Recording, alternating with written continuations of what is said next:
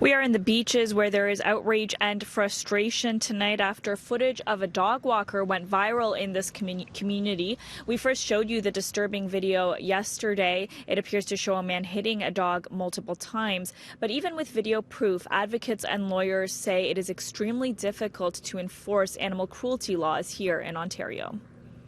And then he starts hitting them. Tragically, buck passing is the name of the game when it comes to enforcing animal cruelty laws. For many, many years, the agencies in this province have been very willing to pass the complaint along to somebody else and never take action themselves. The video has been shared thousands of times in the beaches. A dog walker, relatively well known in the community, caught on camera in a violent moment, shoving and hitting a dog on the head multiple times before walking away with another one.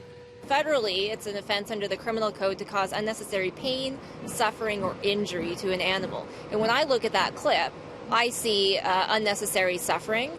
But even with video evidence in their hands, advocates are facing major roadblocks trying to enforce animal cruelty laws. It's very unfortunate. What are we supposed to do when we hear these things? We report them to the authorities, and yet the authorities seem powerless to make any changes. The video has been shared with Toronto Animal Services, Toronto Police, as well as the province's brand new animal cruelty hotline. Ontario Solicitor General launched the hotline last month after the OSPCA handed over its enforcement powers to the province for the first time in a century. But advocates tell us they haven't heard back from the hotline for weeks. Good afternoon, Nicole speaking. Hi, Nicole. This is Tina with CityNews. How are you? And when we spoke with them on the phone, they told us they're still very new and in the process of getting things off the ground. So at this point, there are no inspectors with the ministry that are actively responding to calls.